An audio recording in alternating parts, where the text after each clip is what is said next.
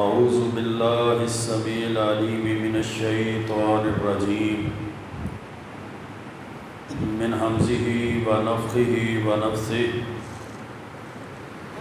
بسم الله الرحمن الرحيم يا أيها الذين آمنوا اتقوا الله حق تقاته ولا تموتن إلا وأنتم مسلمون وقال الله عز وجل في مقام آخر واعبدوا الله ولا تشركوا به شيئا وبالوالدين إحسانا وبذي القربى واليتامى والمساكين وقال رسول الله صلى الله عليه وآله وسلم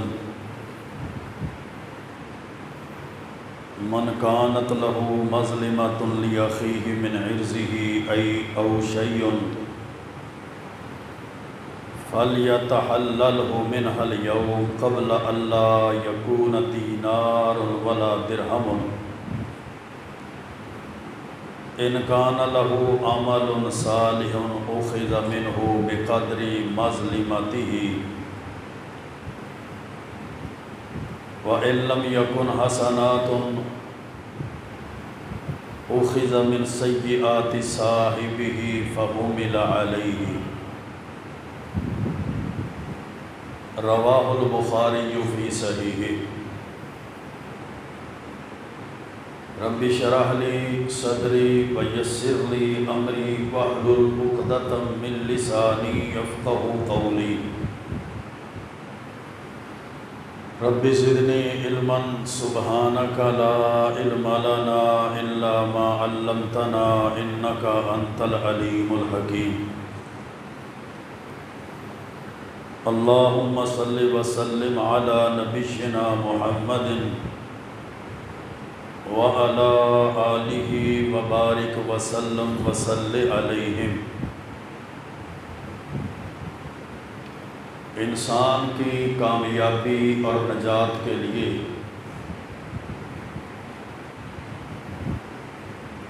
جس طرح حقوق اللہ کی ادائیگی ضروری ہے اسی طرح حقوق العباد کی ادائیگی بھی ضروری ہے۔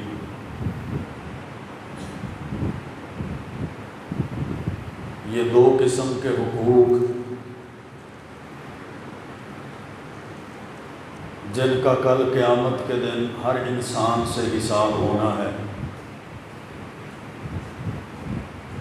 جن کے بارے میں اللہ رب العزت نے قیامت کے دن انسان سے پوچھنا ہے۔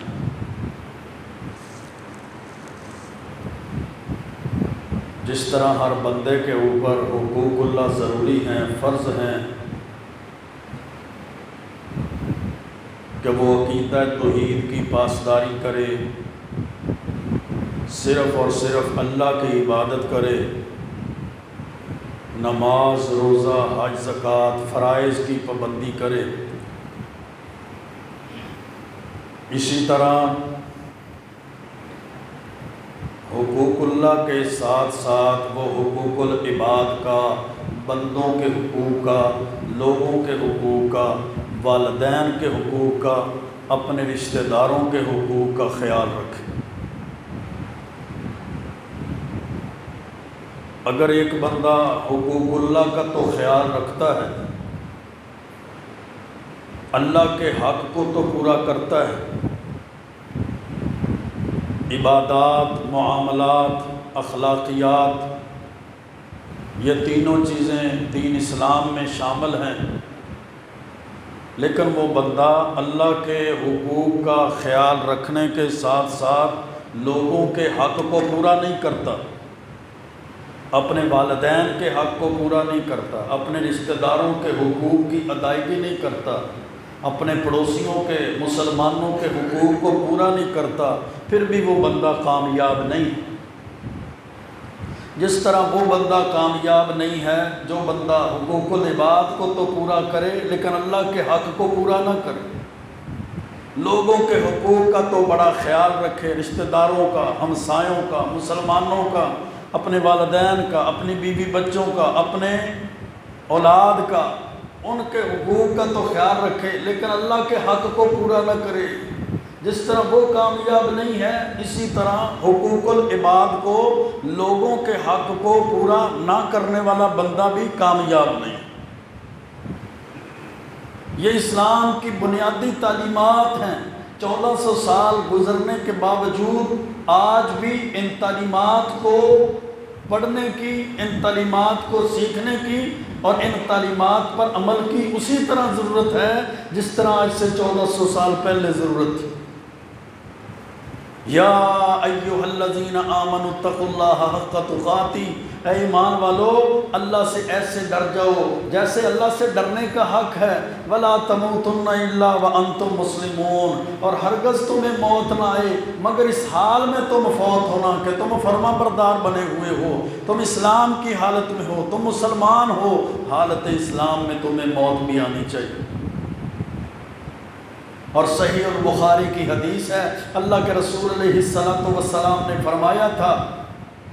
من کانت لہ مظلمۃ لاخیہ من عرضہ او شیء، جو بندہ کسی مسلمان پر اس نے کوئی ظلم کیا ہے، اس کے مال میں، اس کی عزت میں، اس کی جائیداد میں، اس کی دنیا میں، فَلْيَتَحَلَّلْهُ مِنْهَا الْيَوْمِ، آج کے دن وہ اپنے اس معاملے کو درست کر لے،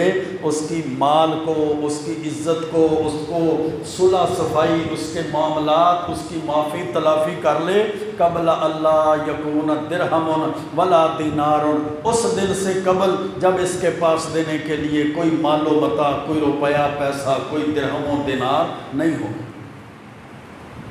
دنیا میں اس نے مال ہڑپ کیا ہے، دنیا میں اس نے جائیداد ہڑپ کی ہے، دنیا میں یہ بے ایمانیاں کرتا رہا ہے، دنیا میں یہ دھوکے دیتا رہا ہے، دنیا میں یہ 2 نمبریاں کرتا رہا، اب قیامت کے دن تو اس کے پاس کوئی بینک بیلنس نہیں ہوگا، کوئی اس کے پاس روپیہ پیسہ، کوئی کرنسی، کوئی نوٹ، کوئی سونا چاندی، کوئی درہم دینار نہیں ہوگا۔ اب اپنے معاملات کو درست کرنے کے لیے یہ روپیہ پیسہ تو نہیں دے سکے گا، اس کے پاس تو درہم و دینار بھی نہیں ہوگا کہ کہے گا یہ پیسہ جو دنیا میں میں نے تیرا کھایا تھا، یہ اتنے بریف کیس، اتنے بیگ، اتنے دینار، اتنے درہم، اتنے روپے پیسے لے لے۔ اللہ کے رسول علیہ الصلوۃ والسلام نے فرمایا، ان کان لہ عمل صالح اخذ منہ بقدر مظلمتہ، اس بندے کے پاس اگر نیک عمل ہوں گے تو اس کے ظلم کی مقدار کے برابر اس سے نیک عمل لے لیے جائیں گے، اور اگر اس کے پاس نیک عمل نہ ہوئے تو اخذ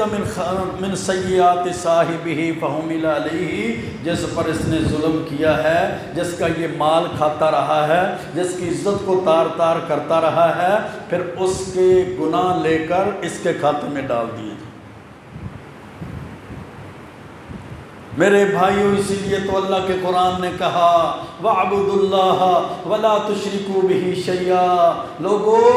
اللہ کی عبادت کرو، اللہ کے ساتھ کسی چیز کو شریک نہ ٹھہراؤ۔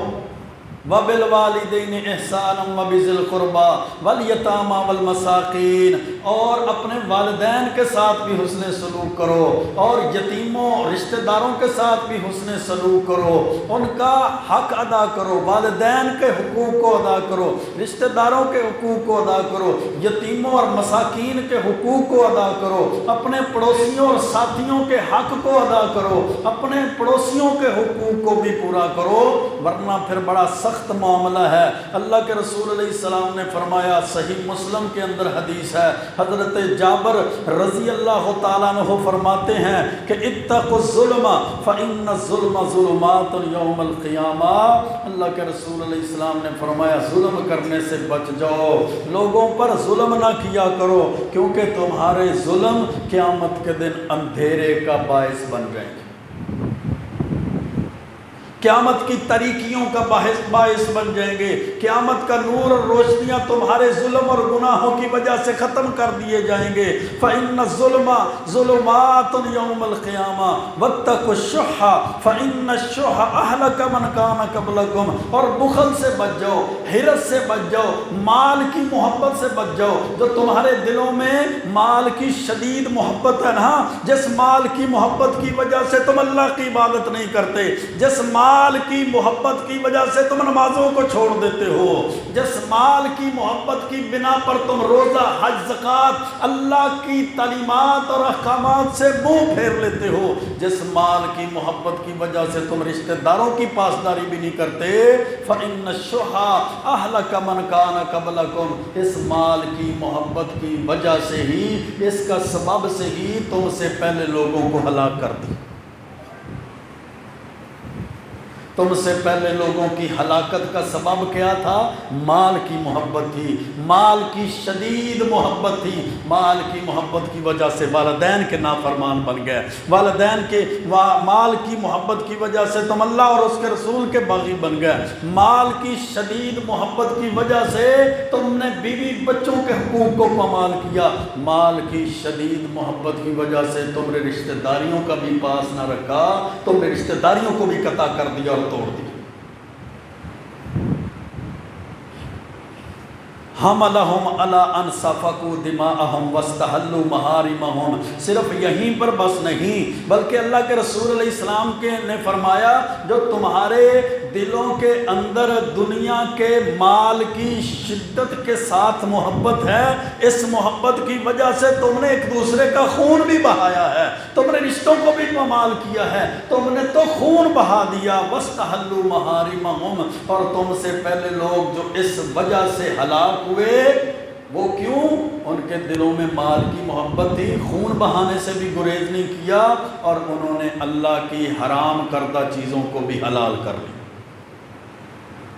آج نہیں دیکھتے، اخبارات اٹھاتے ہیں، ٹی وی پر خبریں سنتے ہیں، انٹرنیٹ پر ہم دیکھتے اور سنتے ہیں کہ مال کی محبت کی وجہ سے اولاد نے باپ کو مار دیا، ماں کو قتل کر دیا، سگے چاچا کے ساتھ ایسا کر دیا، اپنے رشتہ داروں کے ساتھ ایسا کر دیا، نافرمانیاں کر دی، ان کو جان سے مار دیا، ہلاک کر دیا۔ جناب لڑائی جھگڑے، قتل و قتلان، جنگ و جدال ہو گئے، تھانے کچہریوں کے اندر یہ جھگڑے، یہ جنگ و جدال، یہ معاملات، اس کی بیس اور بنیاد کیا بنی؟ مال کی محبت۔ وہ مال نہ اس کے باپ کے پاس رہا، نہ اس کے دادا کے پاس رہا، نہ اس کے پردادا کے پاس رہا، وہ مال جو ساتوں نسلیں گزر چکی وہ تو مٹی کا ڈھیر بن گئی، وہ دنیا میں پڑا رہا۔ اس مال کی وجہ سے اس نے اللہ اور اس کے رسول کو ناراض کر دیا، یہ اللہ اور اس کے رسول کا باغی بن گیا۔ صحیح مسلم کے اندر حدیث ہے، میرے بھائیوں محاسبہ تو ہوگا، حساب تو ہوگا، دنیا میں میرے تعلقات زیادہ ہیں تو میں سمجھتا ہوں مجھے کوئی پوچھنے والا نہیں ہے، دنیا کے اندر میری جناب واقفیت زیادہ ہے تو میں کہتا ہوں میرے اوپر ہاتھ ڈالنے والا کوئی نہیں ہے، تھانے کچہری میں، عدالتوں میں وہ جناب میری بڑی اپروچ ہے، M P M N A مجھے آ کے سلامیاں دیتے ہیں، S H O, S P, D S P کے ساتھ میرا بڑا قریبی تعلق ہے، اس لیے میرے خلاف نہ ایف آئی آر ہو سکتی ہے، نہ کوئی پوچھ سکتا ہے، نہ مقدمہ ہو سکتا ہے، کیونکہ تعلق ہے نا۔ جتنے بھی تعلق ہوں، قیامت کے دن تعلقات کام نہیں آئیں گے، قیامت کے دن پیسہ روپیہ، اس کی مال دولت کام نہیں آئے گا۔ وہاں تو محاسبہ ہونا ہے، وہاں تو انصاف اور عدل ہونا ہے، وہاں تو انسان سے پوچھا جائے گا، ایک ایک پائی کے بارے میں پوچھا جائے گا۔ کھڑا رہے، جسم کے اوپر لباس نہیں ہے، سورج سوا نیزے پر پہنچا ہوا ہے، زمین تانبے کی طرح تپ رہی ہے، رب کریم کے سامنے اس کو کھڑا کر دیا جائے گا، بتا کہاں سے مال کمایا، کہاں پر خرچ کیا، ایک ایک پائی کا حساب دے گا تو کامیاب اور جانے پائے گا، اگر ایک ایک پائی کا حساب نہیں دے گا تو زمین تیرے پاؤں کو نہیں چھوڑے گی۔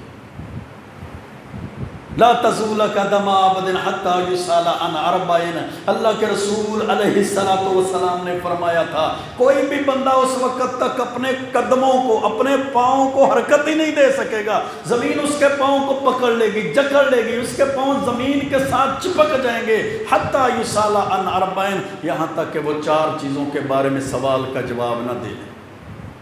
ان عمرہ فیما افناہ، پوچھا جائے گا اللہ نے عمر دی کہاں خرچ کر کے آیا؟ 60 سال، 70 سال، 80 سال، 90 سال عمر دی، کن کاموں کے اندر وہ صرف کی ہے، خرچ کی ہے؟ کیا نماز روزہ حج زکوٰۃ کی پابندی کرتا تھا؟ عقیدہ توحید تھا؟ اللہ کی عبادت کا جناب خزانہ تیرے پاس تھا؟ اللہ کے رسول علیہ السلام کی تعلیمات، سنت، حدیث، آپ کا راستہ طریقہ تیرے پاس تھا؟ حقوق اللہ، حقوق العباد کی ادائیگی کرنے والا تھا؟ ان شبابہ فیما بلاہ، دوسرا سوال اس کی جوانی کے بارے میں کیا جائے گا۔ اللہ نے تجھے جوانی دی، جوانی کن کاموں کے اندر پرانی کی، خرچ کی، صرف کی؟ حالانکہ عمر کے اندر بچپنا بھی ہے، جوانی بھی ہے، بڑھاپا بھی ہے۔ جب عمر کے بارے میں سوال کر لیا گیا تو پھر سپیشل سوال جوانی کا کیوں ہے؟ وہ میرے بھائیو اس لیے کہ جوانی کے اندر بندہ کسی کا محتاج نہیں ہوتا، اپنی مرضی سے جب چاہے اٹھے، جب چاہے لیٹے، جب چاہے چلے پھرے، وہ محتاج نہیں ہے، کسی کو اس کی محتاجگی نہیں ہے، اس لیے اس سے جوانی کے بارے میں سوال کیا جائے گا۔ بتا اللہ نے تجھے جوانی دی، جوانی کن کاموں کے اندر خرچ؟ کیا بتائے گا آج کا نوجوان کہ جوانی کس کام میں خرچ کی؟ کھیل کے میدانوں میں، کلبوں کے اندر کلب نائٹ گزارتے ہوئے، سرکسوں کے اوپر، میلوں ٹھیلوں کے اوپر، عرس کے اوپر، جوئے کے اوپر، بربادیوں کے اوپر، شرک اور کفر کی بے حیائیوں کے اوپر، بدعات اور خرافات میں جوانیاں بسر کر دیں۔ میں پوری جوانی میں اللہ کے گھر میں، مسجد میں نماز، روزے، حج زکوٰۃ کے لیے نہیں آیا۔ یہ کہاں سے لائے گا اتنی جرت، کہاں سے لائے گا اتنی طاقتیں کہ رب کے سامنے کھڑا ہو اور بتا سکے کہ میں نے اپنی جوانی کہاں خرچ کی ہے؟ کیونکہ اس کی جوانی تو کھیل کے میدانوں کی زینت ہے، اس کی جوانی تو سود اور جوئے کی زینت ہے، اس کی جوانی تو لوگوں کے مال کو ہڑپ کرنے کی زینت ہے، اس کی جوانی تو لوگوں کی عزتوں کے ساتھ کھیلنے کی زینت ہے، اس کی جوانی تو ساری رات بازاروں، چوکوں، چوراہوں میں بیٹھ کر گپیں مارنا اور سیاست دانوں کی نوکری چاکری کرنے کی زینت بنی ہوئی ہے۔ اس کی جوانی تو والدین کے خلاف آنکھیں نکالنے کی زینت بنی ہوئی ہے۔ اپنے رب کو کیا جواب دے گا کہ میں نے جوانی کن کاموں میں خرچ کر دی اور صرف کر دی؟ ان شبابہ فیما بلاہ، ان علم ہی، اس کے علم کے بارے میں سوال کیا جائے گا۔ جو اللہ نے تجھے علم دیا اس پر عمل کرتا تھا یا نہیں تھا؟ تجھے پتا تھا نا نماز فرض ہے، کتنی پڑھتا تھا؟ تجھے پتا تھا نا عشر دینا، زکوٰۃ دینا فرض ہے، سال میں کتنی بار عشر دیتا تھا، زکوٰۃ ادا کرتا تھا یا نہیں کرتا تھا؟ اللہ نے تجھے مال دیا تھا، وہ مال اللہ کے کاموں میں خرچ کیا، حج کیا، روزے رکھے، زکوٰتیں ادا کی یا نہیں کی؟ علم کے بارے میں اس سے سوال، اور چوتھے نمبر پر اس کے مال کے بارے میں سوال کہ مال کہاں سے کمایا؟ یہ بھی سارے کا سارا جناب کلیریفیکیشن کر، یہ بھی کلیئر کر، یہ بھی واضح کر، وضاحت کر، یہ کہاں سے کمایا ہے؟ اور پھر کمانے کے بعد سورس آف انکم، آمدن، ذرائع آمدن کے بعد یہ بھی تو وضاحت کر کہ مال کن کاموں پر خرچ کی۔ سوچے بندہ، سوچے تنہائیوں میں بیٹھے کہ سورج سوا نیزے پر ہو اور آدمی کا جسم سارا برہنہ ننگا ہو، سر سے لے کر پاؤں تک اس کے جسم پہ لباس نہ ہو، اور زمین تانبے کی طرح تپ رہی ہو اور اس کو کھڑا کر دیا جائے۔ ہاں بتا بھائی، جب سے ہوش سنبھالا کہاں مال کہاں سے کمایا؟ کس کس کے مال میں ڈنڈی مارتا رہا، دو نمبری کرتا رہا، دھوکے دیتا رہا، بے ایمانی کرتا رہا، غیبتیں کرتا رہا، چغلیاں کرتا رہا، تو دو نمبری کے ساتھ اپنے مال کو کماتا رہا۔ اتنے کروڑ، اتنے ارب تو نے دنیا میں کمایا، ایک ایک پائی کا حساب دے، پھر اس کے بعد حساب دینے کے بعد یہ بھی حساب دے کہ یہ جو مال تو نے کمایا تھا، فلاں فلاں بینک کے اندر تیرا اکاؤنٹ تھا، فلاں کوٹھیاں بنائیں، فلاں بنگلے بنائے، فلاں مارکیٹیں بنائیں، فلاں مربے بنائے، فلاں جائیدادیں بنائیں، فلاں زمینیں بنائیں۔ اب بتا وہ مال کہاں خرچ کیا ہے؟ اللہ کے راستے میں یا شیطان کے راستے میں؟ اللہ کے راستے میں خرچ کرتا رہا یا تو کفر اور شرک کے راستے میں، شرک پر، کفر پر، بدعات پر، خرافات مناسبات پر، عرس پر، میلے پر، قبروں پر خرچ کرتا رہا، وہ مال اللہ کے راستے میں خرچ کیا، یا تیرے بیٹے بھائی دوست کی شادی ہوتی وہاں کنجر خانے پہ خرچ کرتا رہا، وہاں خسروں پہ خرچ کرتا رہا، وہاں کنجروں اور کنجریوں کے اوپر حاجی صاحب اپنے مال کو تو ڈالتا رہا، اور سفید داڑھی رکھ کے بھی تو جناب بیلیں کرواتا تھا، تو جناب نمازیں پڑھنے کے باوجود بھی مال شیطان کے راستوں میں خرچ کرتا تھا۔ یہ کروڑوں اربوں کے مال میں سے ایک ایک پائی کا وہ حساب دے گا، پھر جان چھوٹے گی۔ یہاں چند ہزار روپے دے دیے جائیں، لاکھوں نہیں صرف ہزاروں، اور شام کو اس کا حساب لیا جائے تو بندہ سوچی پڑ جاتا ہے، یہ کاپی دو، یہ مجھے پینسل دو، میں لکھوں یہ کہاں خرچ کیا۔ مالک اپنے غلام یا ملازم کو چند ہزار دے اور کام بھیج دے، واپس آئے تو اس سے حساب لے، یہ چند ہزار کا حساب شام کو دینا مشکل ہو جاتا ہے۔ وہاں گیا، وہاں خرچ کیا، کرایہ لگایا، پانی پیا، کھانا کھایا، مارکیٹ میں گیا، یہ خرچ کیا، یہ خرچ کیا، یہ خرچ کیا، یہ چیز خریدی، یہ بیچی، وہاں تو چند ہزار روپے، یہاں پر اس کا حساب دینا مشکل۔ وہ 80 سال کی زندگی ہو، ہزاروں لاکھوں کی آمدن ہو، پھر ہزاروں لاکھوں کا خرچ ہو، پھر کوئی اے سی والا کمرہ نہیں ہے، کوئی بیڈ اور صوفے کے اوپر اس کو نہیں بٹھایا گیا، اس کو جناب فریج کا ٹھنڈا پانی اس کے سامنے، شربت اور کھانے پینے نہیں رکھے گئے۔ حالت دیکھیں، بندے کے جسم پر لباس نہ ہو، سورج سوا نیزے پر آیا ہوا ہو، زمین تانبے کی طرح تپ رہی ہو، اور اس کو کھڑا کر دیا جائے، دے 80 سال کی آمدن کا بھی حساب دے، اور 80 سال زندگی کے خرچ کا بھی حساب دے۔ اور اکیلا نہیں ہے کہ بند کمرے کے اندر حساب دینا ہے، ساری دنیا کے سامنے ہے، جتنے انسان دنیا میں آئے ہیں وہ بھی موجود ہیں، جنات بھی موجود ہیں، فرشتے بھی موجود ہیں، اللہ کی نوری مخلوق، یہ فرشتے، فرشتوں نے اس کو گھیرا ہوا ہے۔ تو میرے بھائیوں، اس لیے اللہ کے رسول علیہ السلام نے فرمایا تھا کہ من کانت لہ مظلمۃ لأخیہ من عرضہ او شیء، جس بندے نے اپنے مسلمان بھائی پر کوئی ظلم کیا ہے، اس کے مال یا کسی چیز کے بارے میں، آج وہ اپنے اس چیز کو، ظلم کو، معاملے کو رفع دفع کروا لے، معافی تلافی کرا لے، اس کا نقصان کا ازالہ کر۔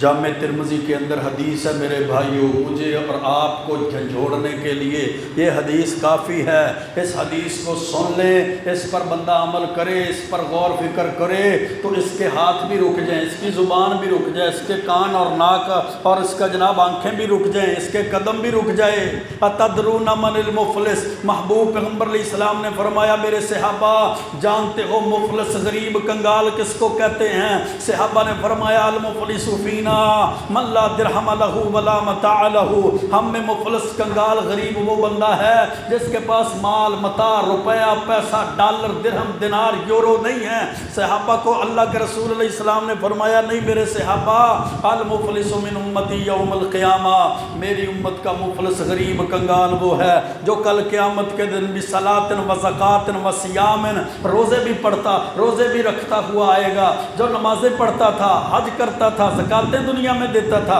اپنی زکاتوں کو، اپنے روزوں کو، اپنے جناب روز و نمازوں کو لے کر آئے گا، وَيَأْتِي قَدْ شَتَمَ هَذَا وَأَكَلَ مَالَ هَذَا وَسَفَكَ دَمَ هَذَا، اور اس نمازی کے ساتھ، اس روزے دار کے ساتھ، اس تہجد گزار کے ساتھ، اس نفل و نوافل پڑھنے والے کے ساتھ، اس زکوٰۃ دینے والے کے ساتھ وہ لوگ بھی آئیں گے، کسی کو اس نے گالیاں دی ہیں، کسی کا اس نے مال کھایا ہے، کسی کے خلاف پراپوگنڈے کرتا رہا ہے، کسی کی عزت کو تار تار کرتا رہا ہے، کسی کو جناب یا کسی کا مال ہڑپ کرتا رہا، وَسَفَكَ دَمَ هَذَا، لوگوں کا خون بھی بہاتا رہا۔ کل قیامت کے دن جب اس کو اللہ کے دربار میں لایا جائے گا، اب اس کا اور مظلوموں کا محاسبہ حساب کیا جائے گا، پوچھا جائے گا بتا یہ ظلم کرتا رہا، یہ زیادتیاں کرتا رہا، یہ دو نمبری کرتا رہا، یہ مال کھاتا رہا، یہ جائیداد ہڑپ کرتا رہا، یہ وراثتیں کھا گیا تو ساری کی ساری چیزیں، رشتہ داروں کے حقوق کو پامال کر گیا، گیا، والدین کے حقوق کی پامالی کرتا رہا، لوگوں کے اور پڑوسیوں کے حقوق کو تو کھاتا رہا، آج اس کا حساب دے، جواب دے۔ اس کے پاس نہ مال، نہ متاع، نہ روپیہ، نہ پیسہ، نہ درہم، نہ دینار، کچھ بھی نہیں ہوگا۔ اللہ کے رسول علیہ السلام نے فرمایا اب اس کے اور مظلوموں کے درمیان کیسے فیصلہ کیا جائے گا؟ اس کی پڑھی ہوئی نمازیں، اس کے رکھے ہوئے روزے، اس کی دی ہوئی زکاتیں، اس کا اجر اور ثواب مظلوموں کو دے دیا جائے گا۔ لیکن ابھی مظلوم لینے والے اور ہوں گے۔ ظلم ہی بڑا کرتا تھا نا، کسی کی فکر کرتا ہی نہیں تھا، اس کو کوئی پوچھنے والا ہی نہیں تھا، اللہ کا ڈر اس کے دل میں تھا ہی نہیں۔ جہاں اس کا جناب بس چلتا ظلم کرتا جاتا، جہاں اس کا بس چلتا زبان آوارہ کر دیتا تھا، گالیاں دیتا تھا، لوگوں کی عزتوں کو تار تار کرتا تھا، غیبتیں کرتا، چغلیاں کرتا تھا، یہ جناب جہاں بیٹھ جاتا مجلس کو سجاتا تھا۔ نہ والدین اس کی زبان سے محفوظ تھے، نہ استاد اس کی زبان سے محفوظ تھے، نہ رشتہ دار اس کی زبان سے محفوظ تھے۔ بڑا چرب زبان تھا جناب، میں بولتا ہوں تو مجلس بند کر دیتا ہوں، میں بولتا ہوں تو لوگوں کی بولیاں بند کر دیتا ہوں، میں بولتا ہوں تو لوگوں کی بولتی بند کر دیتا ہوں۔ جس پرے پنچایت میں بیٹھتا ہوں نا، کسی کی جرت نہیں ہے بولنے کی، میں نے تو کبھی کسی کو بولنے نہیں دیا، میں نے تو کبھی کسی کو بات کرنے نہیں دی۔ کل قیامت کا دن ہوگا، اس بندے کو، بدبخت کو، مظلوموں کے سامنے ظالم کو لایا جائے گا، پوچھا جائے گا، گالیاں دیتا تھا، بدبختہ تو مال کھاتا تھا، غیبتیں کرتا تھا، چغلیاں کرتا تھا، آج پڑھی ہوئی نمازیں دے دے، رکھے ہوئے روزوں کا ثواب اور اجر دے دے، زکوٰۃ ادا کی ہوئی ہے دے دے اس کا ثواب، اس کی ساری نیکیوں کا اجر مظلوموں کو دے دیا جائے گا۔ یہ ابھی کھڑا ہوگا، مظلوم بھی باقی ہوں گے۔ اس بد قسمت اور بدبخت کے ساتھ دوسرا جو فیصلہ اس کے بارے میں کیا جائے گا، اب ان کے گناہ لے کر اس کے کھاتے میں ڈال دیے جائیں۔ زنا وہ کرتے تھے، شرابیں وہ پیتے تھے، جوئے وہ کھیلتے تھے، ظلم وہ کرتے تھے، جناب نب کی نافرمانیاں وہ کرتے تھے، اللہ کے رسول کے وہ باغی تھے، اس کے گناہ اس کے کھاتے میں ڈال دیے جائیں گے۔ یہ دوسرا فیصلہ جو پہلے فیصلے سے بھی زیادہ سخت ہے، اور تیسرا فیصلہ جو ان دونوں فیصلوں سے زیادہ سخت ہے، اب اس کے پاس نیکیاں ختم ہو جائیں گی، گناہ اپنے بھی اور ان کے بھی آ جائیں گے۔ اللہ کے محبوب پیغمبر، صادق المصدوق پیغمبر، نطق وحی پیغمبر، جن کی زبان وحی کے بغیر حرکت نہیں کرتی تھی، وہ صادق المصدوق پیغمبر نے فرمایا ثم طرح فی النار، پھر اس نمازی صاحب کو، پھر اس حاجی صاحب کو، پھر اس تہجد گزار صاحب کو، پھر اس زکاتیں دینے والے صاحب کو، پھر اس روزے رکھنے والے صاحب کو طرح فی النار، جہنم میں پھینک دیا جائے گا۔ کس وجہ سے؟ یہ لوگوں پر ظلم کرنے والا، غیبتیں کرنے والا، چغلیاں کرنے والا، مال ہڑپ کرنے والا، لوگوں کی عزتوں کے ساتھ کھیلنے والا، لوگوں کا خون بہانے والا، لوگوں کو گالیاں دینے والا، یہ لوگوں کے حق کو پامال کرنے والا، طرح فی النار، اس کو جہنم میں پھینک دیا جائے گا۔ جو بھی ہو، مولوی ہو تب بھی جہنم میں، مقتدی ہو تب بھی جہنم میں، حاجی ہو تب بھی جہنم میں، بغیر حج والا ہو تب بھی جہنم میں، مالدار ہو تب بھی جہنم میں، اور بغیر مال والا ہو تب بھی جہنم میں، روزے دار ہو تب بھی جہنم میں، نہ روزے رکھنے والا ہو تب بھی جہنم میں، غریب مسکین کنگال ہو تب بھی جہنم میں۔ کس وجہ سے؟ اگر اس کے اندر یہ خامیاں ہیں، اس نے ظلم کیا ہے، اس نے غیبتیں چغلیاں کی ہیں، مال ہڑپ کیا ہے، اس نے گالیاں دی ہیں، عزتوں کو تار تار کیا ہے، وراثت کو کھایا ہے، رشتہ داروں کے حق کو پامال کیا ہے، والدین کو آنکھیں نکالی ہیں، اولاد کے حق کو پامال کیا ہے، بھائی چارہ بیوی بچوں کے حقوق کو توڑا ہے، ثم طرح فی النار، جہنم کی آگ میں پھینک دیا جائے گا۔ یہ تو بڑا میرے بھائیو سخت معاملہ، صحیح مسلم کے اندر حدیث ہے، ہم تو حساب ہی نہیں نہ لگاتے، ہم تو دیکھتے سوچتے ہی نہیں ہیں۔ حساب لگانے کے لیے اللہ کی قسم اگر رجسٹر اٹھائیں نا تو لکھنے کے لیے ہی باقی جگہ نہ بچے، کتنے ظلم ہیں، کتنی زیادتیاں ہیں، کتنے بول بلارے ہیں، کتنا جناب زبان کی سختی ہے، کتنی غیبتیں ہیں، کتنی چغلیاں ہیں، کتنا لوگوں کے اوپر مال کو تار تار، عزتوں کو تار تار کیا ہے۔ یہ تو انسان ہے، اللہ کے انصاف اور عدل تو اتنے سخت ہیں، اتنے سیدھے اور درست ہیں۔ صحیح مسلم کی حدیث ہے، لَتُؤَدَّنَّ الْحُقُوقِ إِلَىٰ أَهْلِهَا يَوْمَ الْقِيَامَةِ، ضرور حقوق کی ادائیگی، اس کا حساب کتاب قیامت کے دن ہوگا۔ حَتَّى يُقَادَ لِلشَّاةِ الْجَلْجَاءِ مِنَ الشَّاةِ الْقَرْنَاءِ، اگر سینگوں والی بکری نے بغیر سینگوں والی بکری کو مارا ہوگا، قیامت کے دن اللہ اس کا بھی محاسبہ اور حساب کرے گا۔ سینگوں والی بکری نے بغیر سینگوں والی بکری کو جو مارا ہوگا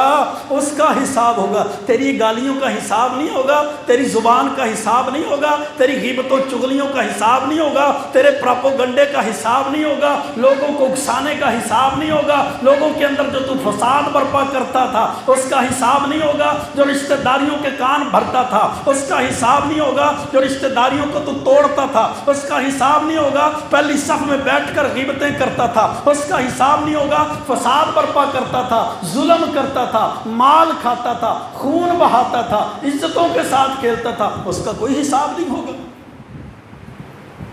اللہ کے رسول علیہ السلام نے ایک دن فرمایا، میرے صحابہ، من یاخذ منی ہؤلاء الکلمات، کون بندہ ہے جو مجھ سے یہ کلمات سیکھے گا،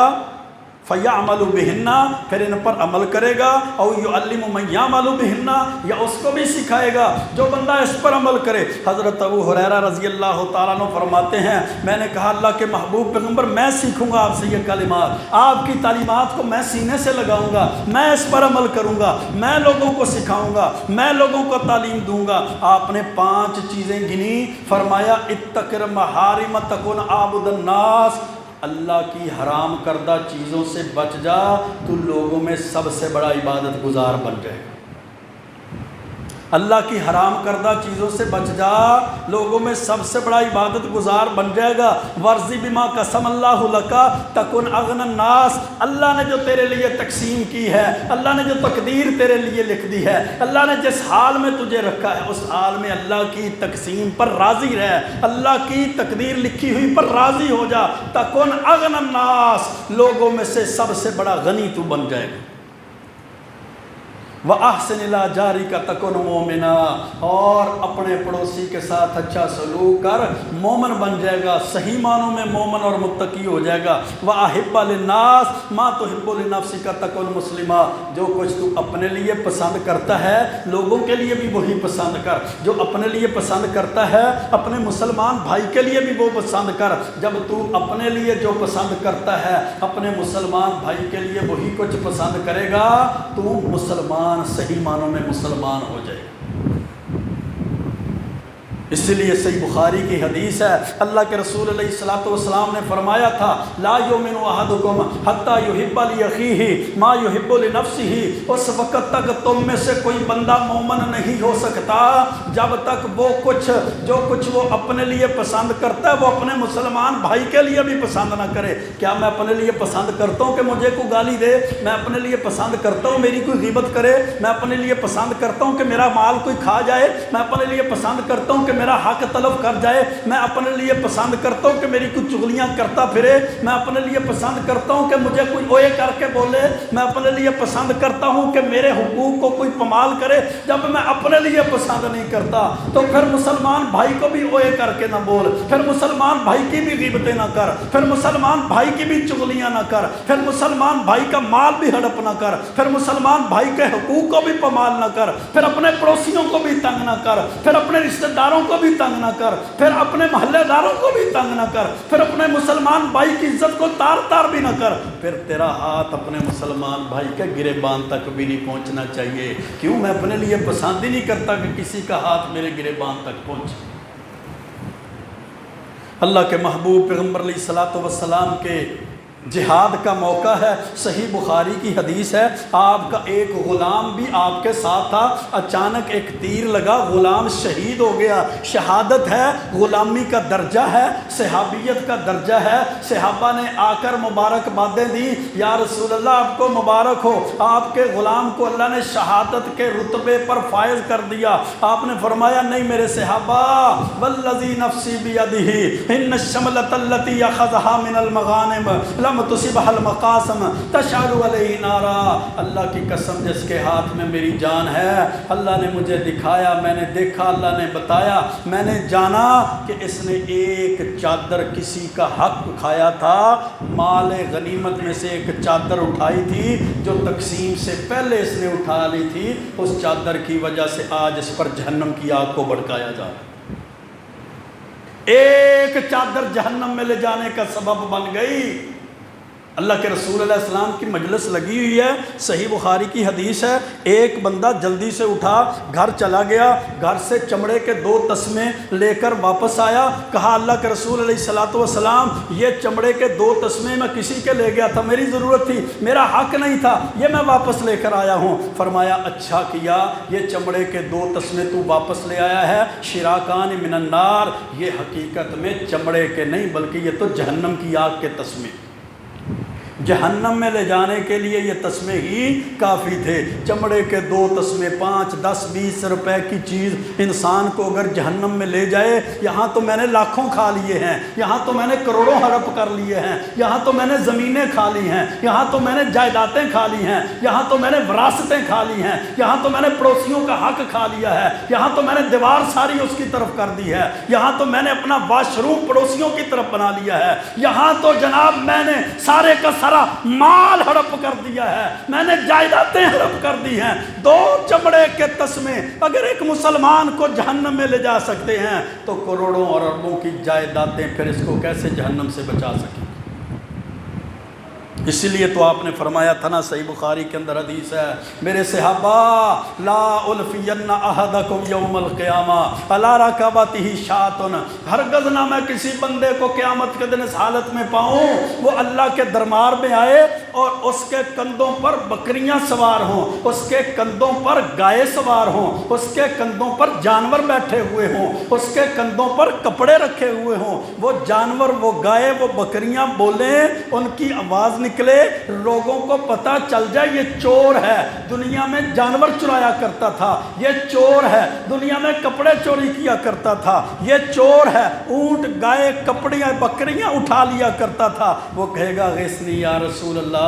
اللہ کے رسول میری مدد کیجئے، فاقول لا املک لک من اللہ شیئا، میں کہوں گا دنیا میں میں نے تجھے بتایا تھا نا یہ سارا کچھ، آج اللہ کے پاس تو میرا کوئی اختیار نہیں ہے، میں اختیار نہیں رکھتا اللہ کے ہاں کچھ بھی۔ اس لیے جب وہ اللہ کے دربار میں آئے گا، اس کے کپڑوں پر اونٹ گائے بکریاں کپڑے رکھے ہوئے ہوں گے،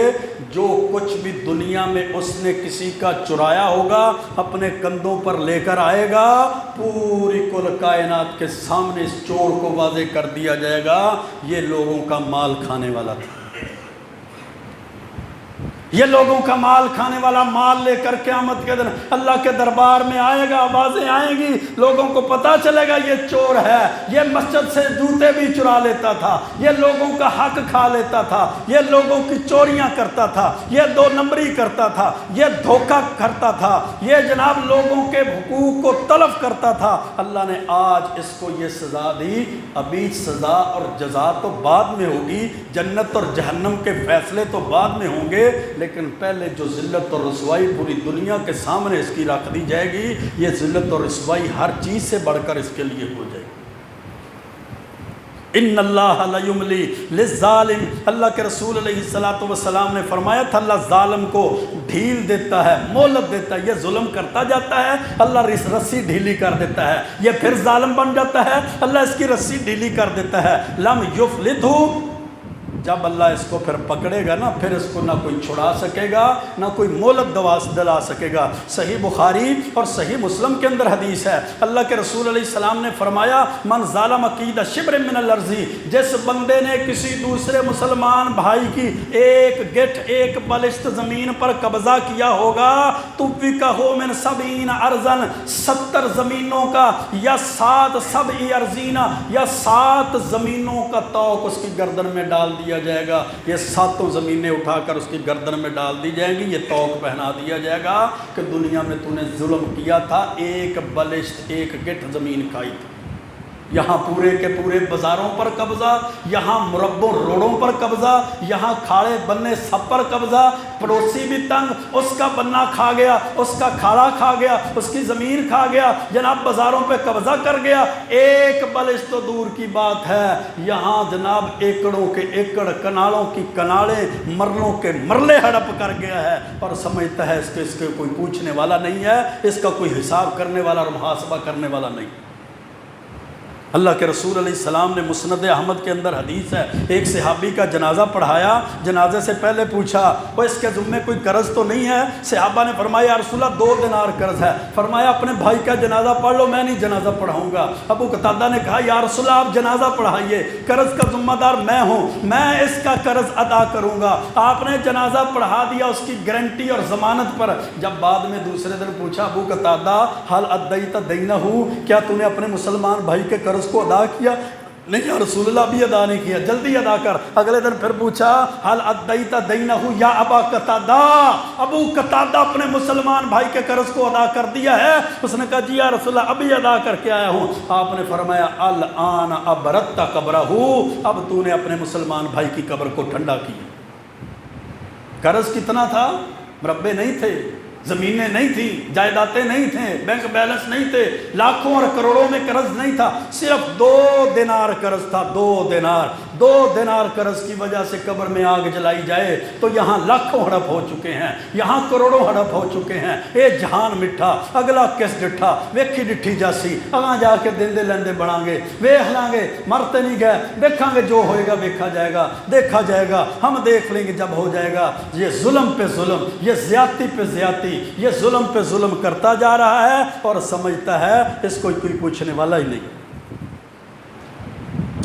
جامع ترمذی کے اندر حدیث ہے، اللہ کے رسول علیہ السلام کے پاس ایک شخص آیا، اس نے کہا یا رسول اللہ میں مالک ہوں، میرے غلام ہیں، غلام میرا جناب نقصان کرتے ہیں اور میں ان کو سزا دیتا ہوں، کیا اس کا حساب محاسبہ قیامت کے دن مجھ سے لیا جائے گا؟ آپ نے فرمایا ہاں میرے صحابی، یہ دونوں کا حساب اور محاسبہ کیا جائے گا۔ اگر تو جو سزا دیتا ہے، وہ جو تو مارتا ہے وہ زیادہ ہے اور ان کا نقصان کم ہے تو تجھ سے حساب لیا جائے گا، اور اگر ان کا نقصان زیادہ اور تیری سزا کم ہے پھر ان سے حساب لیا جائے گا۔ اٹھ گیا تنہا الرجل، مجلس سے چلا گیا، علیحدہ ہو کر بیٹھ گیا، زارو بکار رونے لگ گیا، آنسو آ گئے، فجعل یبکی، روتا ہے دھاڑے مار کر، اور واپس آ کر کہتا یا رسول اللہ کیا ایسا بھی ہوگا؟ فرمایا کیا تو نے رب کا قرآن نہیں پڑھا؟ اما تقرؤ کتاب اللہ، اللہ کی کتاب نے کہا ہے وَنَضَعُ الْمَوَازِينَ الْقِسْطَ لِيَوْمِ الْقِيَامَةِ، قیامت کے دن ہم ترازو کو قائم کریں گے انصاف کے لیے، وہاں انصاف میں ڈنڈی نہیں ہوگی، وہاں کسی قسم کی کوئی سفارش نہیں ہوگی، وہاں کسی قسم کی کوئی رشوت نہیں ہوگی، ہم انصاف کے لیے ترازو کو قائم کریں گے۔ وہ بندہ واپس آیا، کہا یا رسول اللہ قیامت کے دن میں حساب نہیں دیکھ سکتا، وہ شہیدوں کا میں آپ کو گواہ بنا کر کہتا ہوں انہم احرار کلہم، کہ میں نے وہ سارے کے سارے غلاموں کو اللہ کی رضا کے لیے آزاد کر دیا۔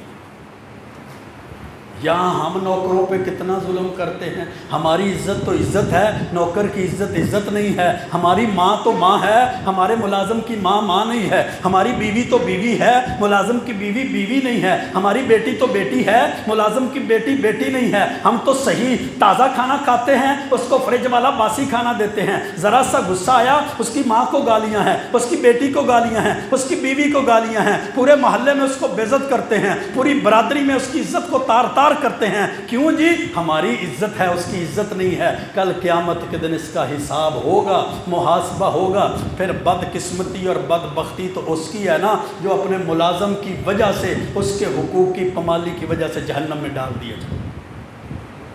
اللہ کے رسول علیہ السلام نے فرمایا، جامع ترمذی کی حدیث ہے، او میرے صحابہ الا اخبرکم بخیرکم من شرکم، میں بتاؤں تم میں سے برا کون ہے اور اچھا کون ہے؟ صحابہ خاموش ہو گئے۔ آپ نے پھر پوچھا میرے صحابہ میں بتاؤں اچھا کون اور برا کون؟ صحابہ پھر خاموش ہو گئے۔ آپ نے تیسری مرتبہ فرمایا میرے صحابہ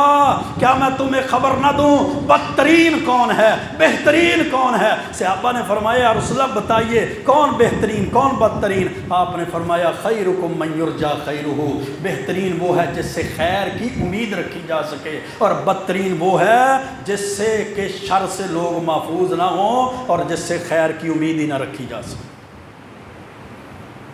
آئیے میرے بھائیوں، مضمون تو لمبا ہے، وقت کی نزاکت کی وجہ سے یہاں پہ اختتام کرتے ہیں، رجوع کرتے ہیں، میں بھی اور آپ بھی اللہ اور اس کے رسول کی تعلیمات کی طرف، قرآن کی طرف، سنت کی طرف رجوع کرتے ہیں۔ حقوق اللہ کے ساتھ حقوق العباد کی ادائیگی بھی ضروری ہے۔ ایک عورت کا جنازہ اللہ کے رسول علیہ السلام کے پاس سے گزرا، آپ نے پوچھا کون عورت؟ فرمایا بڑے نمازیں پڑھنے والی، نفل و نوافل پڑھنے والی، سارا دن روزہ رکھتی تھی، ساری رات عبادت کرتی تھی، لیکن اس کے پڑوسی اس سے بڑے تنگ تھے۔ آپ نے فرمایا ہیا فی النار، پڑوسیوں کو تنگ کرنے کی وجہ سے یہ جہنم میں چلی گئی۔